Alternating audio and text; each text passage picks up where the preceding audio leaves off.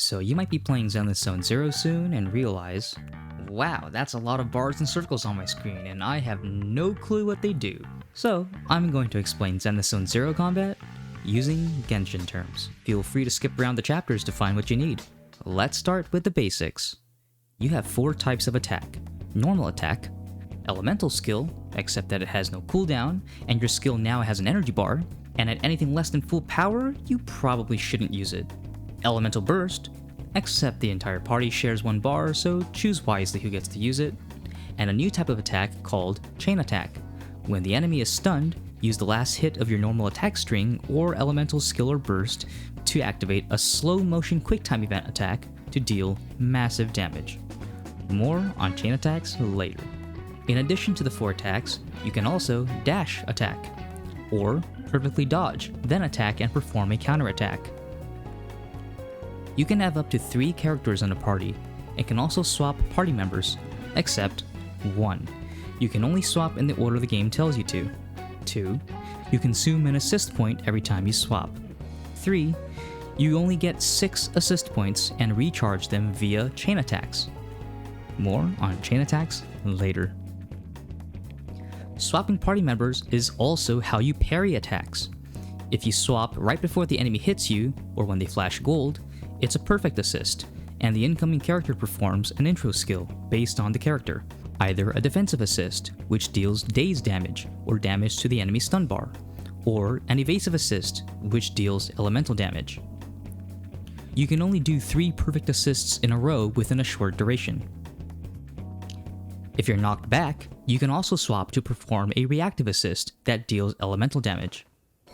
Characters that perform the assist are invulnerable during their assist, and if you're out of assist points, the incoming character will not perform an intro skill, but will instead automatically dodge, and the exiting character can still get hit. Wait a minute, that's not Genshin. Now that we understand the UI, let's talk about common attributes of each character. Every character has attack, HP, defense, crit rate, crit damage, energy recharge, and impact, which deals daze damage or damage to the enemy stun bar. Kinda like break effect in Star Rail. And when the enemy is stunned, chain attack, chain attack, chain attack. Anyway, there's actually 3 more stats. Every character also has pen ratio, ignoring a percentage of enemy defense, along with Anomaly Mastery and Anomaly Proficiency. But to get to those, we need to talk about elements. There are 5 elements: Pyro, Cryo, Electro, Physical, and Ether. Yes, Physical is an actual element in this game. Actually, they're called attributes.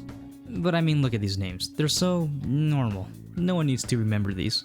Okay, now imagine that every enemy has an "Okay, you've already done enough elemental damage to me, you fuck" bar, and it builds up as you deal elemental damage. Except you can't see it.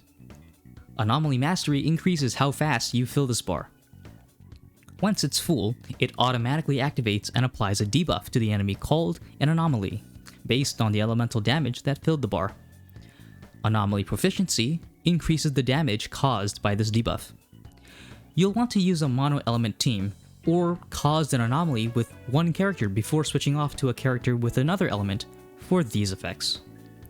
Pyro burns the enemy for damage over time. Human enemies are stunned and forced to continue burning for the duration of burn.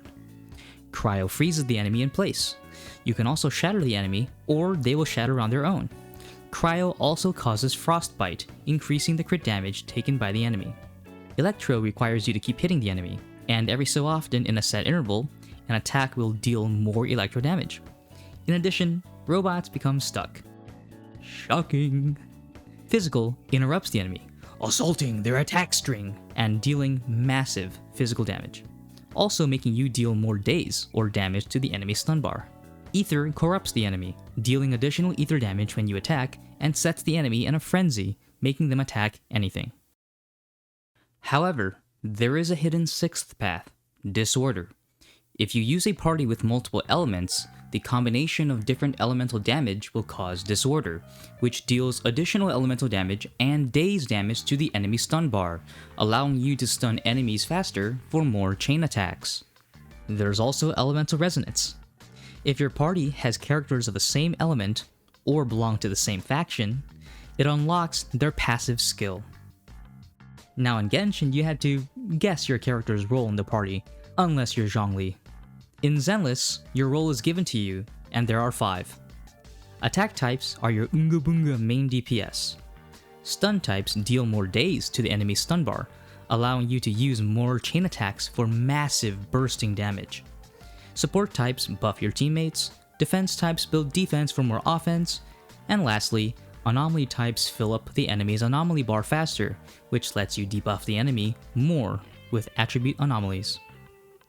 In addition, gun users are strong against human enemies, melee and hammer users are strong against machine enemies, and sword users are strong against ethereal enemies. There are so many ways to combine characters. For example, you could focus on one element for a specific anomaly debuff, and use characters with different roles. You could choose a stun, support, and attack type, so you can stun the enemy, swap to support to buff your main DPS, and then swap in your main DPS and chain attack for massive damage.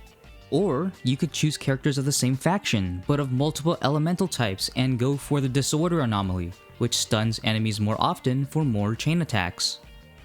And that's it. Hopefully you understand Zenless' combat a bit more now, and can massively burst all over your enemies. More piano covers and music discussion content should be out soon as well, so subscribe to stay tuned for that.